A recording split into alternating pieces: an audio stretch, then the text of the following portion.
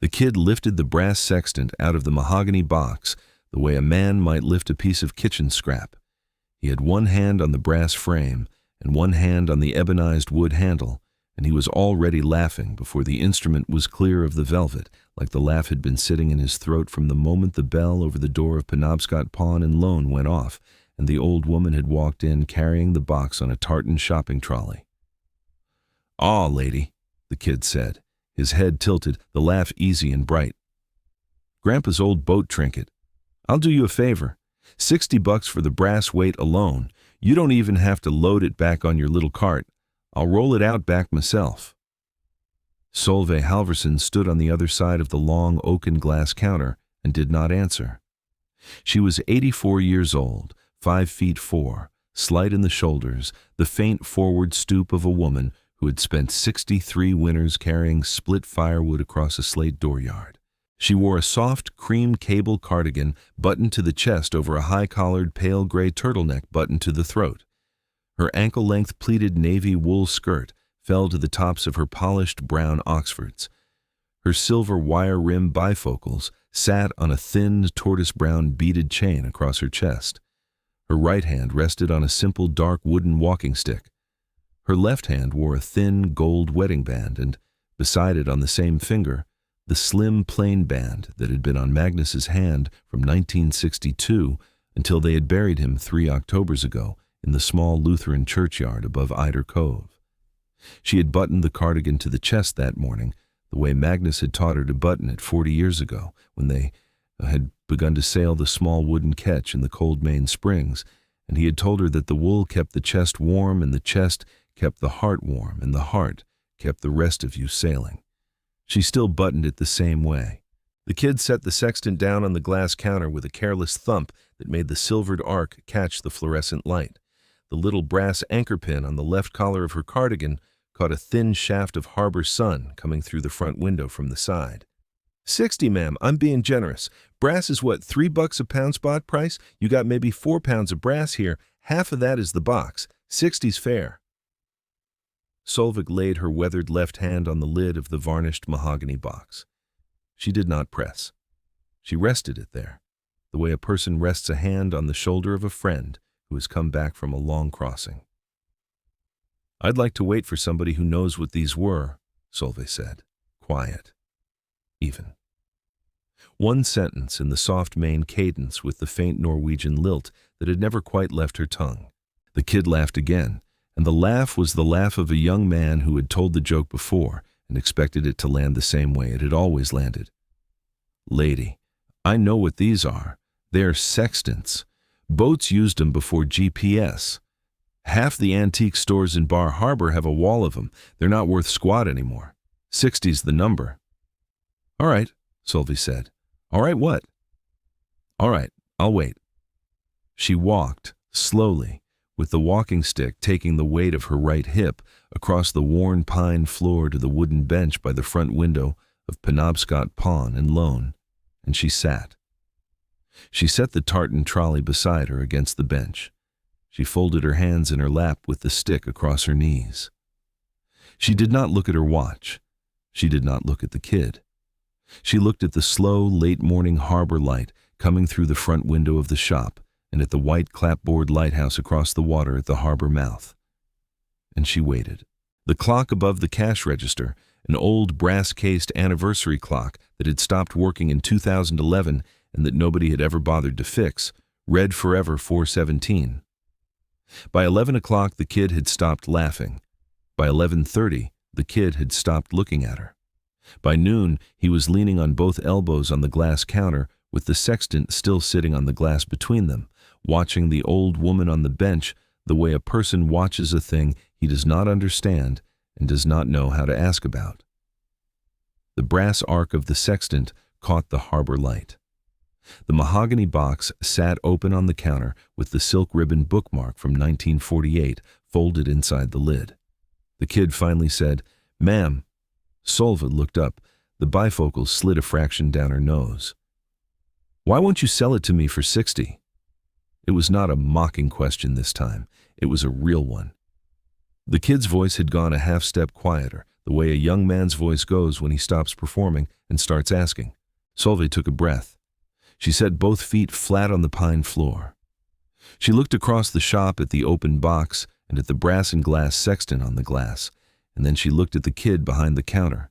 And she spoke the way an old woman speaks when she has only one breath left to spend on a thing, and she wants to spend it carefully. "My husband's name was Magnus Halvorsen," Solveig said. "He was born in Eider Cove, Maine, in November of 1927, the son of a Norwegian-born lobsterman who came to this harbor in 1905 from a fishing village outside Bergen. Magnus went to sea at 16. He was in the Merchant Marine from 1944 to 1962.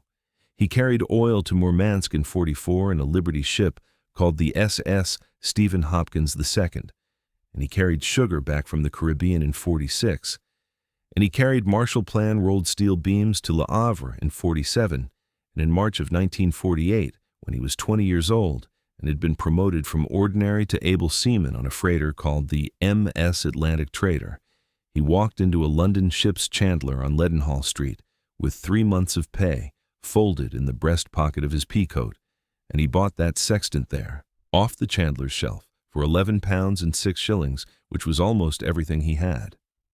The kid did not move. He carried it home in the mahogany box from Liverpool to Boston on the Atlantic Trader in April of 1948, and he carried it home on the bus from Boston to Bangor, and he carried it home on the mailboat from Bangor to Eider Cove, and he set it down on the kitchen table of his mother's saltbox house, and he said to her, in Norwegian, "Mor, I have my own instrument now."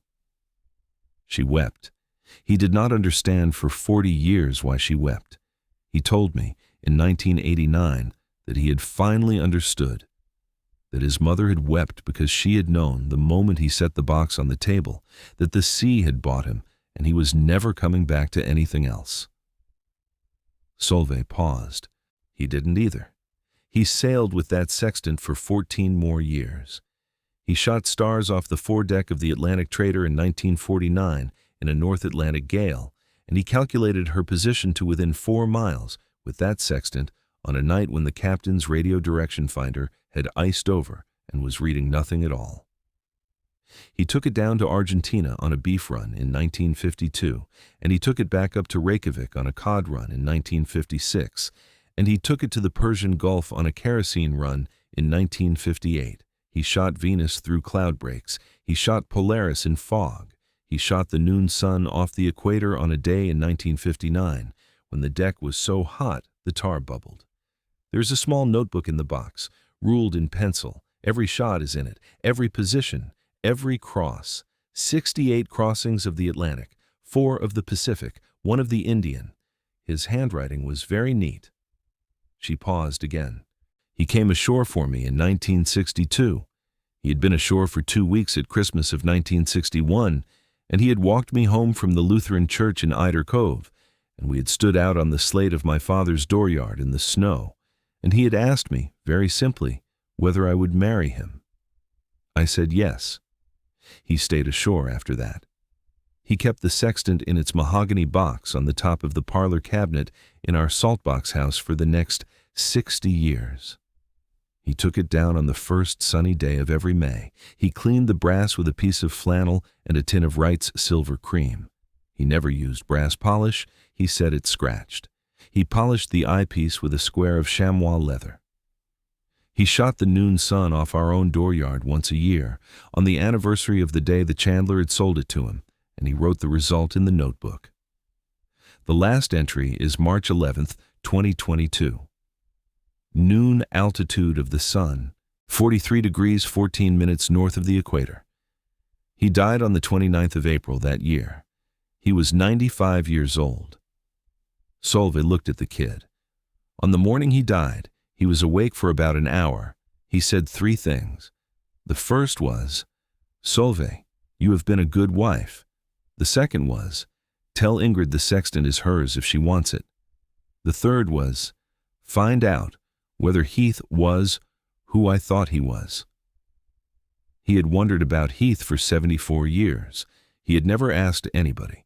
He had told me in 1948 the chandler had told him the Sextant had been built by the Royal Navy contract in London in 1942, and that it had been used by an officer who had not come home from the war and whose widow had sold it back to the chandler in 1947. He had carried that story all his life, and he had never tried to find out whether the chandler had been telling him the truth. She paused. "I'm not here to sell it for $60, son. I'm not here to sell it at all. I'm here because Magnus asked me to find out about Heath." The kid had gone very still. Both his palms were flat on the glass. He did not say anything for a long time.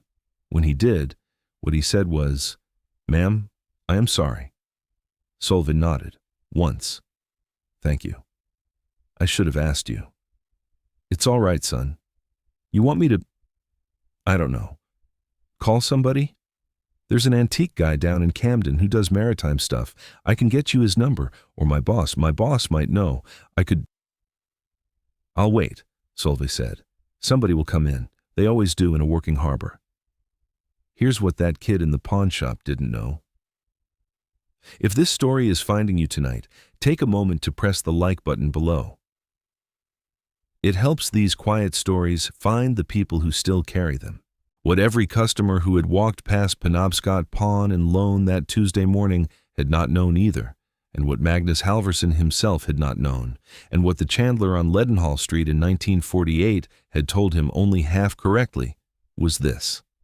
The brass and glass sextant sitting on the glass counter in front of him was not just an old wartime navigation instrument.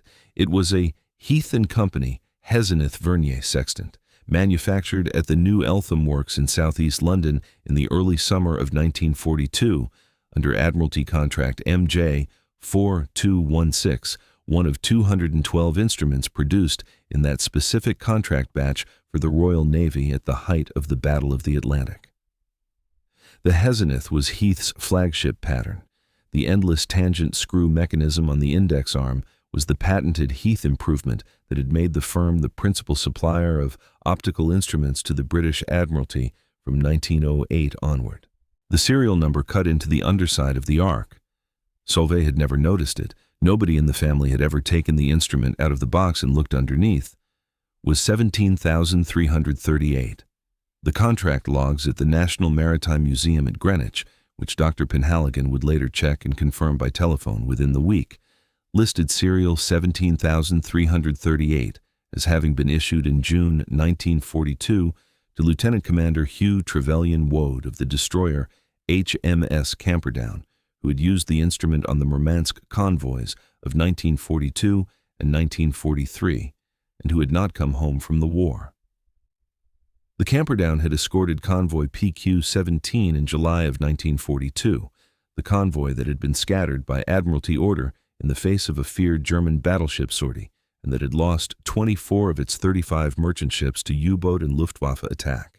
Lieutenant Commander Trevelyan Woad had used serial 17338 to shoot star sights on the deck of the Camperdown on the night of the 4th of July, 1942, in the high Arctic twilight, while the sea around him filled with the burning hulks of American freighters and the dying men in the oil.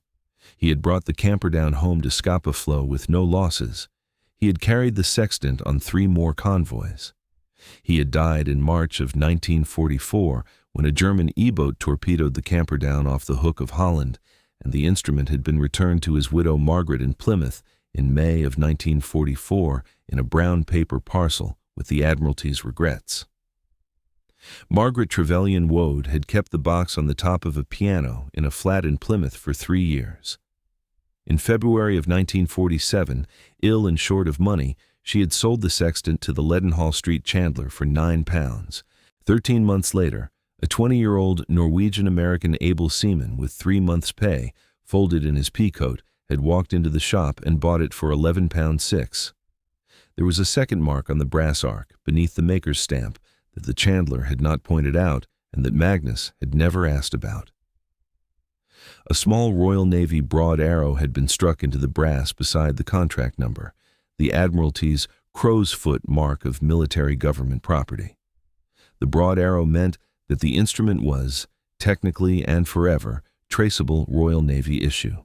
It meant the National Maritime Museum at Greenwich would, when shown a clear photograph of the ark, identify the instrument within 10 minutes of receiving the file. It meant that what Magnus Halvorsen had carried home from London in 1948 in the mahogany box on the back of a Liverpool-Boston freighter had been a piece of British wartime history that, by 2026, was worth a great deal more than 3 months of an able seaman's pay. At 1:26 in the afternoon, the bell over the door of Penobscot Pawn and Loan went off again. The man who came in was 62 years old, 5 feet 11, lean and upright, with neatly combed iron gray hair parted on the left, a closely trimmed iron gray beard, calm gray-green eyes behind half-moon rimless reading glasses on a thin black cord around his neck, and the deep weathered tan of a man who had spent 40 years on the deck of small wooden boats. He wore a charcoal wool 3-button blazer buttoned at the middle button over a cream Oxford cloth shirt, buttoned to the throat, with a navy and burgundy striped silk tie. His gray flannel trousers were pressed to a sharp crease, his polished brown brogues squared on the pine floor. A small brass anchor lapel pin caught the harbor light at his left lapel. He had come into Penobscot Pawn and Loan the way men of his sort sometimes came in on a Tuesday morning in October.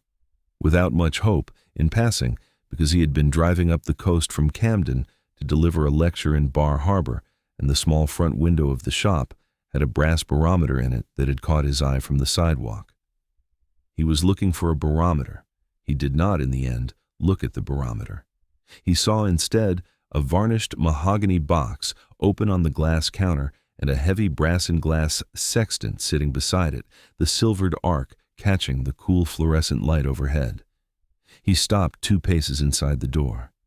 He did not move for a long second. Then he walked over to the bench by the window without crossing to the counter first. "Ma'am," he said to Solveig, "forgive me. May I look at your instrument?" Solveig set her hand on the head of the walking stick and stood. "Yes, sir. Please." "My name is Roderick Penhaligon. I was a curator of nautical instruments at the Mystic Seaport Museum for 28 years, until last spring. I should tell you, before I do anything else, that I came in here for a barometer in the window, and I do not work for this shop, and I am not trying to buy anything from you. I would simply like to see it." "All right, sir," Solveig said. Dr. Penhaligon crossed the worn pine floor to the counter. He set his briefcase on the floor beside him. He took the folded white cotton gloves from the breast pocket of his charcoal blazer, and he pulled them on, finger by finger, the way a surgeon pulls on a scrub glove. He looked at the mahogany box first. He turned it gently with one gloved hand and read the brass plate on the lid out loud, slowly. "Halvorsen, M.S. Atlantic Trader, 1948. He nodded once to himself, as though something had been confirmed. Then he turned his attention to the sextant on the glass. He did not pick it up immediately. He bent at the waist and looked at the silvered arc, at the index arm, at the 4 index shade glasses and the 3 horizon shade glasses, at the ebonized wood handle, at the brass telescope. He took a small jeweler's loop from a chain inside his blazer and held it to his eye.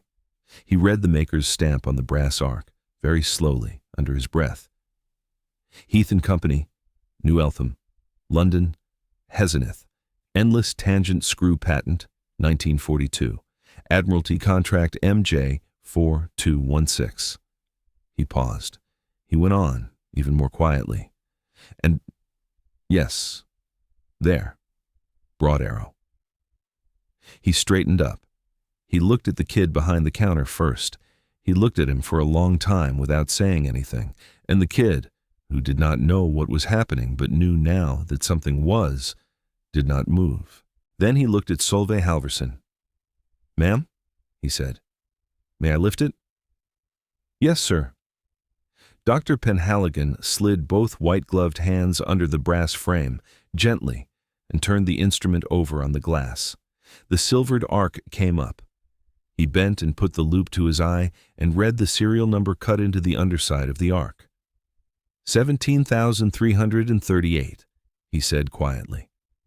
He set the sextant down with a tenderness Solveig had not seen, since Magnus had set it on the kitchen table of her mother-in-law's saltbox house in 1948. He took off the loop. He looked at her. "Ma'am, your husband was a sailor." "Yes, sir." "He was." "Merchant marine?" "From 1944 to 1962.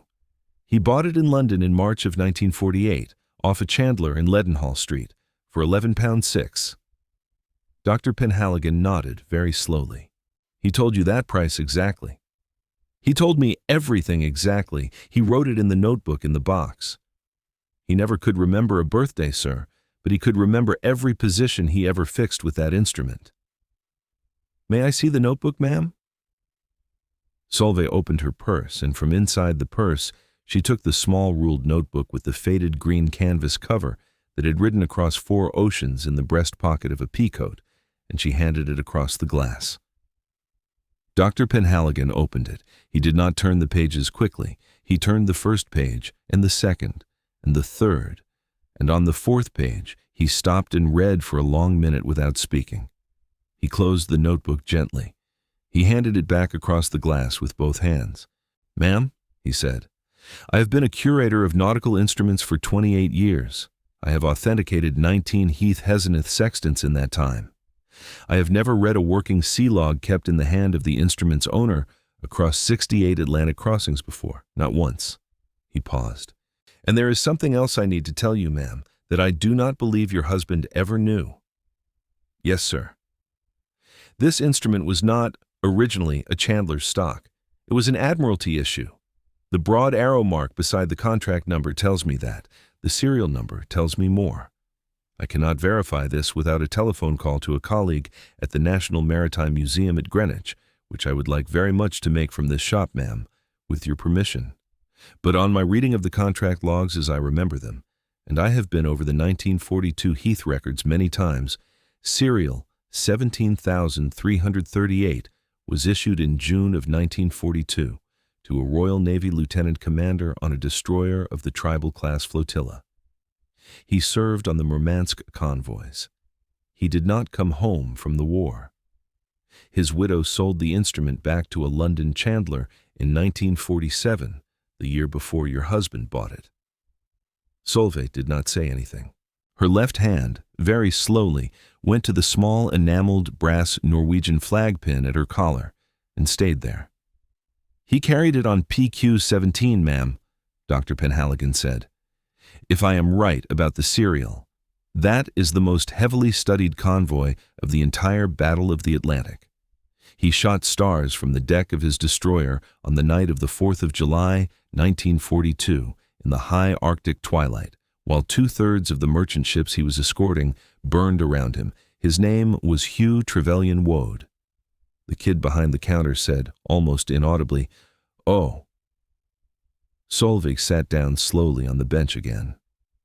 Dr. Penhaligon went to her and knelt on the pine floor beside the bench with his white-gloved hands clasped on his knee. "Ma'am, I would like to telephone the National Maritime Museum from here, with your permission, and I would like to confirm what I have just told you before I let it stand. I would not want to be wrong in front of you about a thing like this." "Yes, sir, please." He stood. He went to the counter. He asked the kid, very politely, whether he might use the shop's telephone. The kid nodded without speaking and slid the cordless across the glass. Dr. Penhaligon dialed a London number from memory and stood at the counter with his back half turned to them and spoke quietly for 9 minutes. Solveig did not listen. She looked out the window at the lighthouse and at the lobster boats moored in the harbor and at the gulls on the slate roof of the chandler's warehouse across the way, and at the sky which was the same pale gray blue as her own eyes and as Magnus's. When Dr. Penhaligon turned back, his face was steady, but his eyes were brighter than they had been. "Ma'am, my colleague has just gone into the contract log. Serial 17,338 was issued on the 12th of June, 1942, to Lieutenant Commander Hugh Trevelyan Woad of HMS Camperdown. He carried it on convoy PQ-17. He carried it on 3 more convoys. He was killed in action on the 7th of March, 1944, off the Hook of Holland. The instrument was returned to his widow Margaret in Plymouth on the 25th of May, 1944. Margaret Trevelyan Woad sold it back to a Leadenhall Street chandler called Henstridge and Sons on the 3rd of February, 1947. Henstridge and Sons sold it to a Norwegian-American able seaman named M. Halverson on the 11th of March, 1948, for £11 6 shillings. He paused. Your husband was the second man to own it, ma'am. Trevelyan Woad was the first.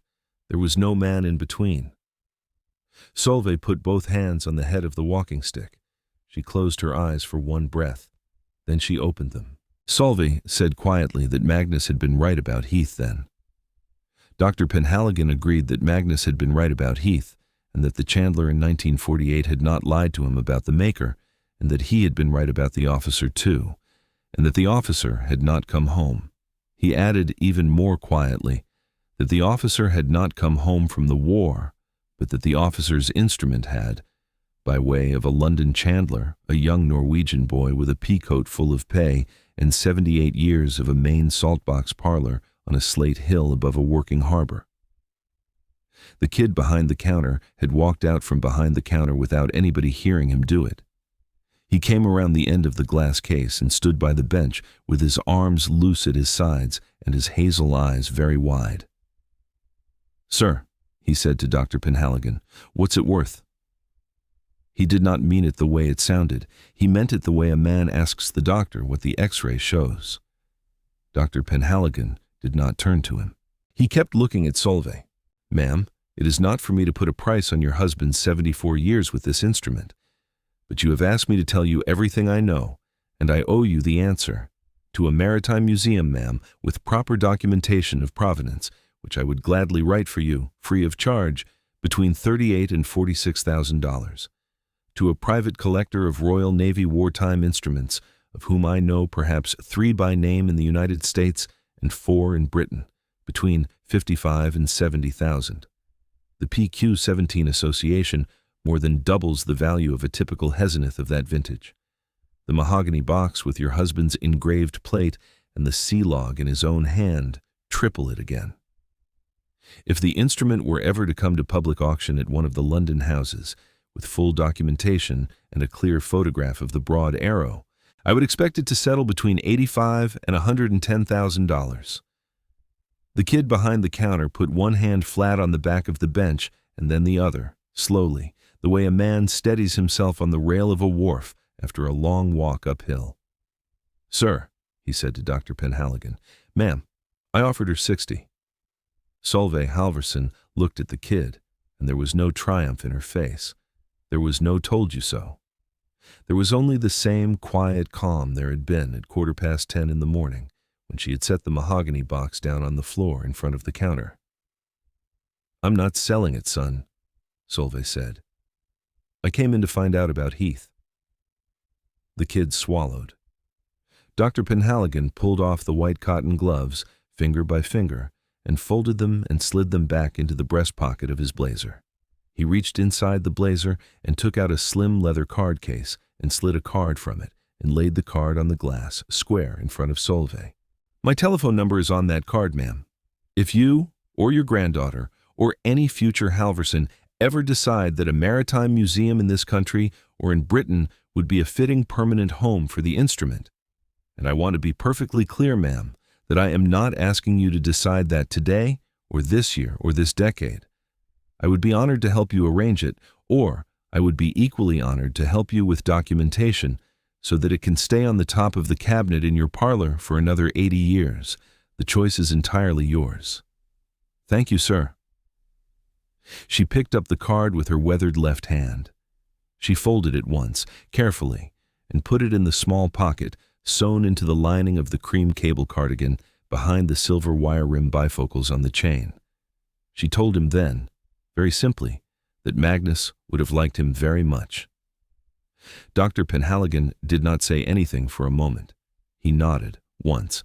He said, very gently, that he would have liked Magnus very much in return, and that he had in fact liked Magnus quite a lot already, in the last 45 minutes, by way of the sea log, in the green canvas cover and the careful pencil hand. The kid behind the counter, whose name tag still hung crooked at his chest and read Kendall, walked back behind the counter, and came around it with the tartan shopping trolley folded under one arm. He came up to the bench. He set the trolley down at Solveig's feet. He went back to the counter and lifted the mahogany box gently with both hands and set the brass and glass sextant back inside it on the velvet and folded the silk ribbon bookmark over the eyepiece and folded the brown paper bill of sale beneath the silk and closed the lid and turned the small brass clasp. He carried the box to the trolley and set it down on the trolley flat. He looked at Solveig. "Ma'am, can I walk you out to your car?" "I walked here, son, from the harbor. 3 blocks. "Then I'll walk you home, ma'am, if it's all the same to you. I'm off shift at 1:30 and it's 20 past. "All right, son. Thank you." He pulled on a navy fleece from a hook behind the counter.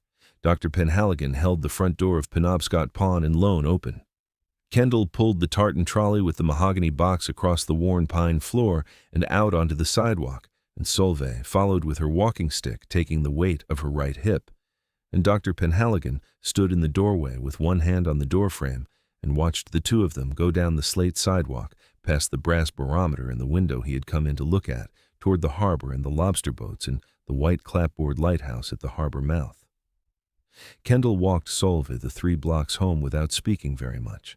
When they got to the small saltbox house with the green door and the lace curtains in the parlor window, he set the trolley on the slate dooryard and unfolded the handle and stood with his sneakers planted and his hands in his pockets. "Ma'am?" "Yes, son." "I'm sorry. I should have asked." "It's all right, son. I mean it. I know you do." He did not say it twice, but he had said it. Solveig reached out and put her weathered hand briefly on the navy fleece at the boy's shoulder, the way a grandmother might have done. And then she opened the green door and pulled the trolley with the mahogany box inside, and Kendall stood on the slate of the dooryard for a long moment after the door had closed and looked at the gulls on the slate roof, and then he walked back to the pawn shop, slowly, with his hands still in his pockets. That evening, at 6 o'clock, Solveig's granddaughter Ingrid Halverson Bremer pulled her small Subaru into the slate dooryard and let herself in with her own key, the way she had been doing since she was 8 years old and her grandparents had given her one for her birthday. Ingrid was 32. She wore a sage-green merino turtleneck buttoned to the chest over a cream cotton thermal, ankle-length dark indigo jeans, brown lace-up flat-bottom boots, a cream cable scarf looped twice around her neck, and a small silver kranzacake ring pendant at her throat. She kicked her boots off on the slate mat by the door and came into the parlor with her ash-blonde braid swinging and stopped 2 paces inside the door. The mahogany box was open on the parlor table by the lace curtains. The brass and glass sextant was on the velvet inside it, the silvered arc catching the last of the harbor light coming in through the front window. Her grandmother was sitting in Magnus's chair beside the table, with both hands on the head of the walking stick, looking at the instrument the way she had once looked at her husband across 40 kitchens. More, Ingrid said. "Ingrid, you went. I went. And?" Solveig told her granddaughter the story. She told it slowly, in the same order Dr. Penhaligon had told it to her, because she had memorized it on the slate walk home that afternoon, and she did not want to miss any part of it. She told her about the chandler in Leadenhall Street, and about Henstridge and Sons, and about the £11 6 shillings, and about Lieutenant Commander Trevelyan Woad, and about Margaret Trevelyan Woad, and about Convoy PQ-17, and about the night of the 4th of July, 1942, when an officer Magnus had never heard of had shot stars on the deck of a Royal Navy destroyer with the same brass arc that Magnus had used in a North Atlantic gale in 1949. She told her about the National Maritime Museum and the contract log and the broad arrow mark and the curator's promise of free documentation. She told her about the kid in the pawn shop who had offered $60 and then had carried the trolley 3 blocks home for her without speaking. She did not tell her about the curator's appraisal range. That part she would tell her later, in writing, in the codicil to the will. When she was finished, Ingrid sat down on the small needlepoint stool at the foot of her grandmother's chair, and she put both hands on Solveig's knee, and she did not speak for a long minute. When Ingrid finally spoke, her voice was very quiet. She said her grandfather had carried it home for someone he had never met, that he had brought it back across the Atlantic for the Englishman's widow without knowing he was doing it, and that he had kept it on the cabinet for 74 years afterwards and cleaned the brass with Wright's silver cream every May. Solveig answered just as quietly that he had let Ingrid hold the chamois leather when she was 9 years old, and that Ingrid had nodded very seriously at the brass each time, and had handed the chamois back the way a small child hands back a thing she has been trusted with. Ingrid closed her eyes for one breath. The harbor light through the lace curtains caught the silvered arc on the velvet of the box, and threw a faint, thin band of light across the wall above the parlor cabinet, where the box had sat for as long as either of them could remember. More. Yes, Ingrid. What are you going to do with it? I'm going to leave it where it stands, on the top of the cabinet, in the parlor, the way Magnus left it. And after, Solveig said, Magnus said it goes to you, if you still want it when I'm gone. He told me that on his last morning. The sextant is yours if you want it. I am putting that in writing this week. The curator wrote me a name and a telephone number on a card, and the card is in the lining of this cardigan. If you ever decide that a maritime museum in this country or in Britain is a fitting home for it, instead of a parlor cabinet in Eider Cove, you ring the number and the curator will help you. He told me he would write the documentation himself, free of charge.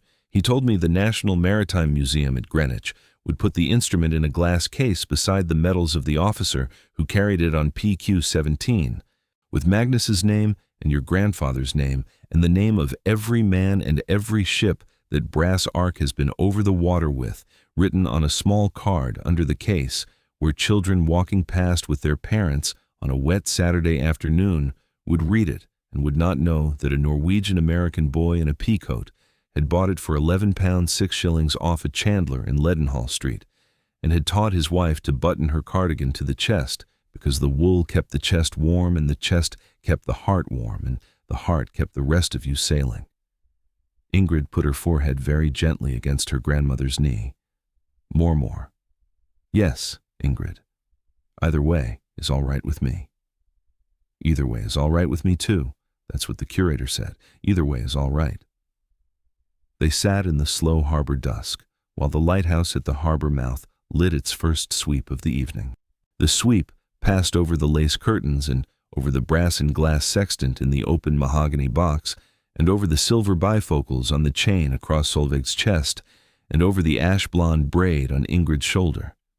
Outside, the gulls were going home to the rocks. Inside, the small kerosene-style brass lamp on the parlor cabinet was lit, and the light fell warm on the brass plate that read, M. Halverson, M.S. Atlantic Trader, 1948. They went over the count of the crossings together while the sweep came around again. 68 Atlantic passages in Magnus's hand, 5 in the Englishman's, the 6th a crossing he had not come home from, and a 13-month gap on the shelf of a Leadenhall Street chandler in between. Solveig laid out the arithmetic the way Magnus had taught her to lay it out at a kitchen table. Margaret Trevelyan Woad had sold it for £9. Magnus had bought it for 11.6. The chandler had made £2 6 shillings, which had been, in 1947, a fair living for a Tuesday afternoon's work. Ingrid said softly that the kid in the pawn shop had offered $60, and then had carried it home up the slate 3 blocks, and had said sorry once at the green door without saying it twice, and that was enough. Solveig agreed that it was enough. They sat a while longer. The lighthouse swept, the lamp on the cabinet burned. After a long quiet, Ingrid raised her head off her grandmother's knee and looked at the sextant in the box and said very softly, in the same Norwegian-tinged English Solveig had heard her grandfather use 1,000 times across a kitchen table. More. Don't be sad about the instrument. It was always going to outlive us. That was the point of it. Solveig's pale blue eyes filled very briefly. She did not let the tears go anywhere.